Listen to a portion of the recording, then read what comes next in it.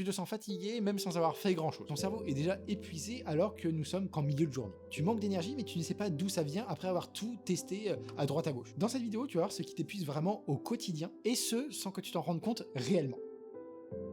Partie 1, pourquoi ton cerveau se fatigue. Ton cerveau consomme énormément d'énergie, il prend des milliers de micro-décisions par jour, il gère les pensées, comment tu te ressens, il requiert ton attention, etc. Ce n'est pas nécessairement ce que tu fais qui te fatigue réellement, c'est aussi bien évidemment ce à quoi tu penses.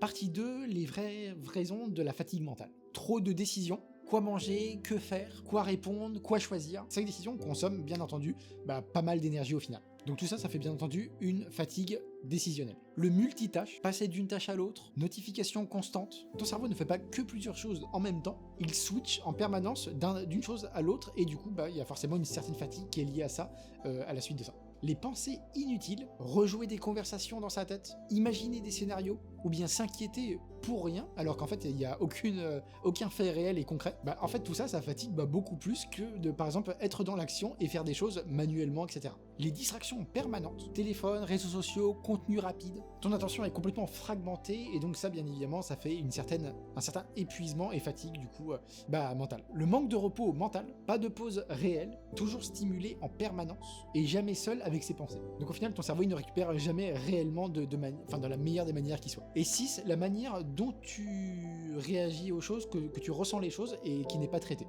Donc par exemple le stress, l'anxiété, la frustration, elles restent en arrière-plan, donc comme un peu dans un ordinateur, du coup ça consomme quand même de l'énergie et ça épuise la batterie.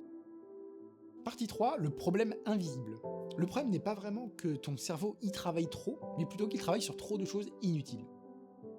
Partie 4, comment réduire cette fatigue. Premier sous-point, simplifier les décisions. Routine, habitude, moins de choix d'une manière générale, et au final, moins de décisions égale plus d'énergie au fur et à mesure de la journée. Deuxième sous-point, faire une seule chose à la fois. Focus total et concentration totale, moins de distractions du coup, et ton cerveau il devient automatiquement plus efficace pour faire des choses et avancer vite. Se vider la tête, écrire tes pensées, clarifier ce qui tourne en boucle comme ça tout le temps dans ta tête. Au final, ça va du coup libérer de l'espace mental et tu vas avoir plus d'énergie à la suite de ça d'une manière générale. Créer des moments sans stimulation, marcher sans téléphone, s'ennuyer volontairement, et donc du coup ton cerveau il va récupérer, il va avoir plus d'espace là encore pour mieux réfléchir et donc du coup s'aérer un petit peu pour être moins fatigué à la suite de ça. Gérer ton attention en limitant par exemple du coup les notifications, en limitant du coup le scroll et donc en arrêtant dans la mesure du possible du coup le scroll d'une manière générale.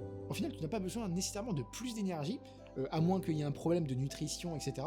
Mais là en tout cas par rapport à ce qu'on voit dans la vidéo, c'est plutôt éventuellement un problème que tu perds de l'énergie dans des choses complètement inutiles. Voilà, en tout cas pour cette vidéo, j'espère vraiment qu'elle vous aura plu. Si c'est le cas, n'hésitez pas à donner un petit like, ça fait toujours plaisir pour moi, pour la chaîne, etc.